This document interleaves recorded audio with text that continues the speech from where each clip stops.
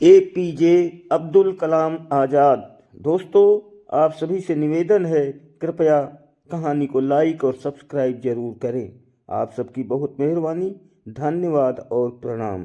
कहानी है APJ अब्दुल कलाम आज़ाद। इन्होंने मुख्य रूप से एक वैज्ञानिक और विज्ञान के व्यवस्थापक के रूप में 4 दशकों तक रक्षा अनुसंधान एवं विकास संगठन DRDO और भारतीय अंतरिक्ष अनुसंधान संगठन इसरो संभाला। वह भारत के नागरिक अंतरिक्ष कार्यक्रम और सैन्य मिसाइल के विकास के प्रयासों में भी शामिल रहे। इन्हें बैलिस्टिक मिसाइल और प्रक्षेपण यान प्रौद्योगिकी के विकास के कार्यों के लिए भारत में मिसाइल मैन के रूप में जाना जाता है। इन्होंने 1974 में भारत द्वारा पहले मूल परमाणु परीक्षण के बाद से दूसरी बार 1998 में भारत के पोखरण द्वितीय परमाणु परीक्षण में एक निर्णायक संगठनात्मक, तकनीकी और राजनैतिक भूमिका निभाई। कलाम सत्तारूढ़ भारतीय जनता पार्टी व विपक्षी भारतीय राष्ट्रीय कांग्रेस दोनों के समर्थन के साथ सन 2002 में भारत के राष्ट्रपति चुने गए।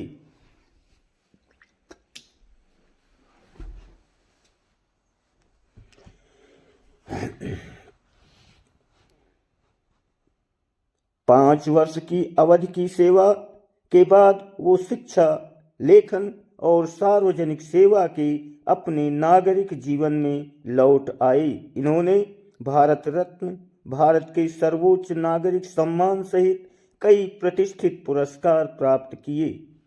प्रारंभिक जीवन।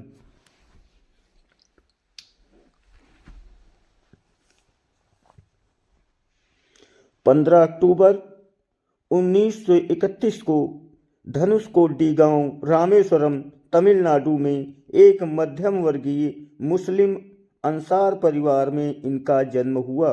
इनके पिता जैनुलाब्दीन न तो ज़्यादा पढ़े लिखे थे, न ही पैसे वाले थे।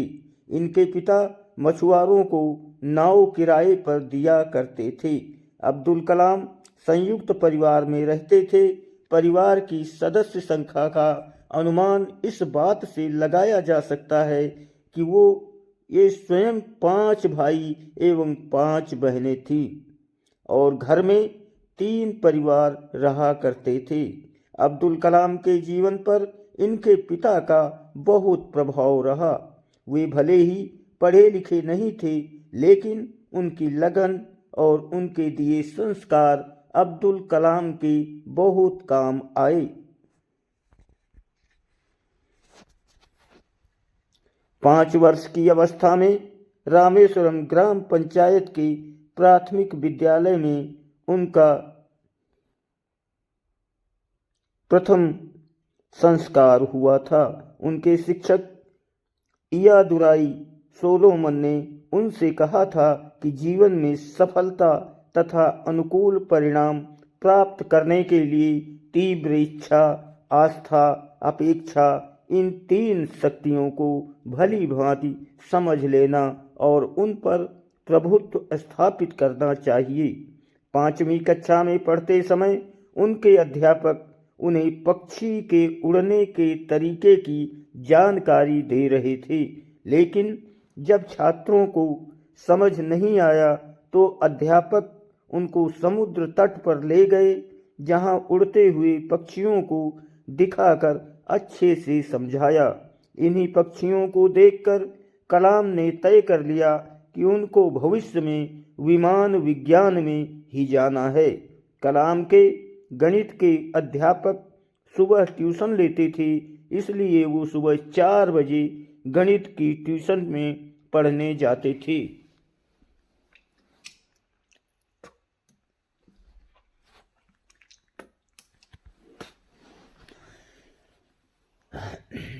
अब्दुल कलाम ने अपनी आरंभिक शिक्षा जारी रखने के लिए अखबार वितरित करने का कार्य भी किया था। कलाम ने 1950 में मद्रास इंस्टीट्यूट ऑफ टेक्नोलॉजी से अंतरिक्ष विज्ञान में स्नातक की उपाधि प्राप्त की है। स्नातक होने के बाद उन्होंने हावरक्राफ्ट परियोजना पर काम करने के लिए भारतीय रक्षा अनुसंधान एवं विकास संस्थान में प्रवेश किया। 1962 में वे भारतीय अंतरिक्ष अनुसंधान संगठन में आए, जहां उन्होंने सफलतापूर्वक कई उपग्रह प्रक्षेपण परियोजनाओं में अपनी भूमिका निभाई। परियोजना निदेशक के रूप में भारत के पहले स्वदेशी उपग्रह प्रक्षेपण यान SLV-3 के निर्माण में महत्वपूर्ण भूमिका निभाई, जिससे जुलाई 1982 में रोहिणी उपग्रह सफलतापूर्वक अंतरिक्ष में प्रक्षेपित किया गया था।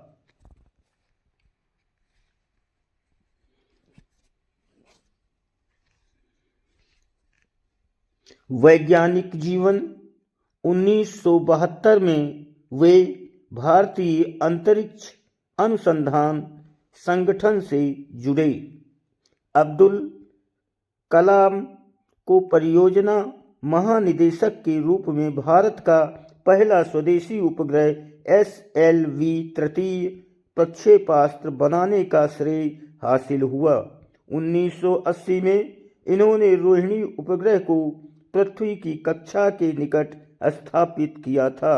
इस प्रकार भारत भी अंतर्राष्ट्रीय अंतरिक्ष क्लब का सदस्य बन गया। इसरो लॉन्च व्हीकल प्रोग्राम को परमाणु चढ़ाने का श्रेय भी इन्हें ही प्रदान किया जाता है। कलाम ने स्वदेशी लक्ष्यभेदी प्रक्षेपास्त्र गाइडेड मिसाइल्स को डिजाइन किया। इन्होंने अग्नि एवं पृथ्वी जैसे प्रक्षेपास्त्रों को स्वदेशी तकनीक से बनाया था। कलाम जुलाई 1992 से दिसंबर 1999 तक रक्षा मंत्री, विज्ञान सलाहकार तथा सुरक्षा शोध और विकास विभाग के सचिव थे। उन्होंने रणनीतिक प्रक्षेपास्त्र प्रणाली का उपयोग आग्नेयास्त्रों के रूप में किया। इसी प्रकार पोखरण में दूसरी बार परमाणु परीक्षण भी परमाणु ऊर्जा के साथ मिलाकर किया। इस तरह भारत ने परमाणु हथियार के निर्माण की क्षमता प्राप्त करने में सफलता अर्जित की।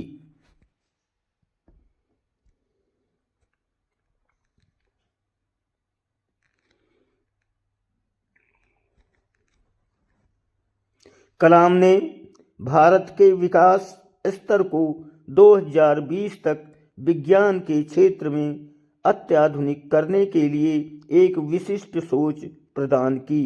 ये भारत सरकार के मुख्य वैज्ञानिक सलाहकार भी रहे। 1982 में वे भारतीय रक्षा अनुसंधान एवं विकास संस्थान में वापस निदेशक के तौर पर आए और उन्होंने अपना सारा ध्यान गाइडेड मिसाइल के विकास पर केंद्रित किया। अग्नि मिसाइल और पृथ्वी मिसाइल का सफल परीक्षण कार्य का श्रेय काफी कुछ उन्हीं को है। जुलाई 1992 में वे भारतीय रक्षा मंत्रालय में वैज्ञानिक सलाहकार नियुक्त हुए। उनकी देखरेख में भारत ने 1998 में पोखरण में अपना दूसरा सफल परमाणु परीक्षण किया और परमाणु शक्ति से संपन्न राष्ट्रों की सूची में शामिल हुआ।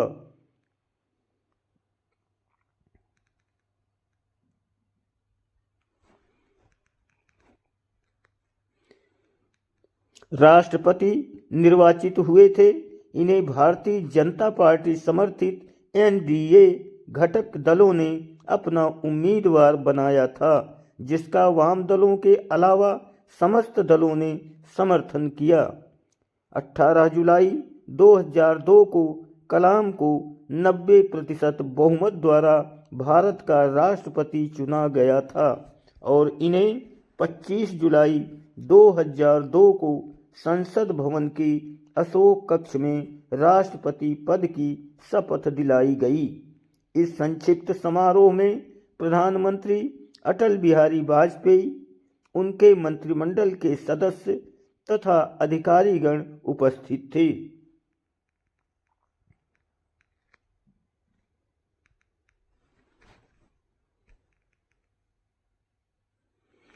इनका कार्यकाल 25 जुलाई 2007 को समाप्त हुआ।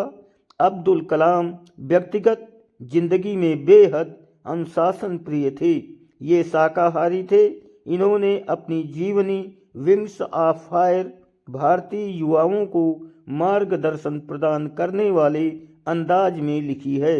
इनकी दूसरी पुस्तक Guiding Souls Dialogues of the Purpose of Life आत्मिक विचारों को उद्घाटित करती है। इन्होंने तमिल भाषा में कविताएं भी लिखी हैं। ये भी ज्ञात हुआ है कि दक्षिणी कोरिया में इनकी पुस्तकों की काफ़ी मांग है और वहाँ इन्हें बहुत अधिक पसंद किया जाता है। यूं तो अब्दुल कलाम राजनीतिक क्षेत्र के व्यक्ति नहीं थे, लेकिन राष्ट्रवादी सोच और राष्ट्रपति बनने के बाद भारत की कल्याण संबंधी नीतियों के कारण इन्हें कुछ हद तक राजनीतिक दृष्टि से संपन्न माना जा सकता है।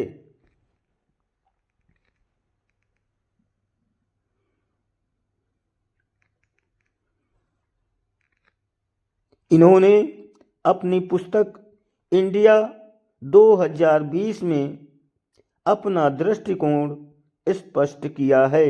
ये भारत को अंतरिक्ष विज्ञान के क्षेत्र में दुनिया का सिरमौर राष्ट्र बनते देखना चाहते थे और इसके लिए इनके पास एक कार्य योजना भी थी। परमाणु हथियारों के क्षेत्र में ये भारत को सुपर पावर बनाने की बात सोचते रहे थे। वो विज्ञान के अन्य क्षेत्रों में भी तकनीकी विकास चाहते थे। कलाम का कहना था कि सॉफ्टवेयर का क्षेत्र सभी वर्जनाओं से मुक्त होना चाहिए ताकि अधिकाधिक लोग इसकी उपयोगिता से लाभान्वित हों।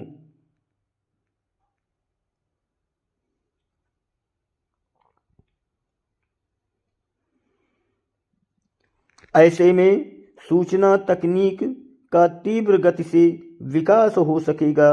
वैसे इनके विचार शांति और हथियारों को लेकर विवादास्पद हैं। राष्ट्रपति दायित्व से मुक्ति के बाद कार्यालय छोड़ने के बाद कलाम भारतीय प्रबंधन संस्थान शिलांग, भारतीय प्रबंधन संस्थान अहमदाबाद, भारतीय प्रबंधन संस्थान इंदौर व भारतीय विज्ञान संस्थान बंगलौर के मानद फेलो व एक विजिटिंग प्रोफेसर बन गए।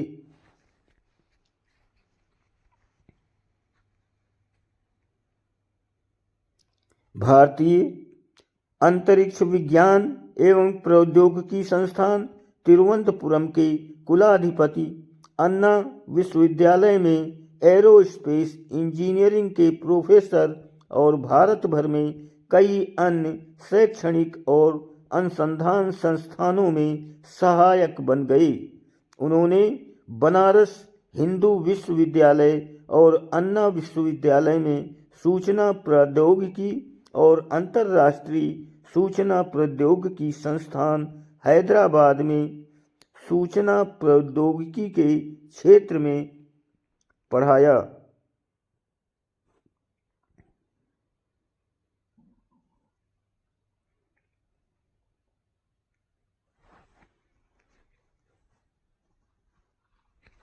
मई 2012 में कलाम ने भारत के युवाओं के लिए एक कार्यक्रम भ्रष्टाचार को हराने के लिए एक केंद्रीय विषय के साथ मैं आंदोलन को क्या दे सकता हूँ का शुभारंभ किया। उन्होंने यहाँ तमिल कविता लिखने और वेन्नई नामक दक्षिण भारतीय स्ट्रिंग वाद्य यंत्र को बजाने का भी आनंद लिया। कलाम कर्नाटक भक्ति संगीत हर दिन सुनते थे। और हिंदू संस्कृति में विश्वास करते थे। इन्हें 2003 से 2006 में MTV youth icon of the year के लिए नामांकित किया गया था। 2011 में आई हिंदी फिल्म आई एम कलाम में एक गरीब लेकिन उज्जवल बच्चे पर कलाम के सकारात्मक प्रभाव को चित्रित किया गया। उनके सम्मान में वो बच्चा छोटू, जो एक राजस्थानी लड़का है, खुद का नाम बदलकर कलाम रख लेता है। 2011 में कलाम की कुडनकुलम परमाणु संयंत्र पर अपने रुख से नागरिक समूहों द्वारा आलोचना की गई। इन्होंने ऊर्जा संयंत्र की स्थापना का समर्थन किया। इन पर स्थानीय लोगों के साथ बात नहीं करने का आरोप लगाया गया। इन्हें एक समर्थ परमाणु वैज्ञानिक होने के लिए जाना जाता है, पर संयंत्र की सुरक्षा सुविधाओं के बारे में इनके द्वारा उपलब्ध कराए गए आश्वासनों से नाखुश प्रदर्शनकारी इनके प्रति शत्रुतापूर्ण थे। फेसबुक देखने वाले सभी भाइयों से निवेदन है, कृपया कहानी को लाइक और फॉलो जरूर करें। धन्यवाद।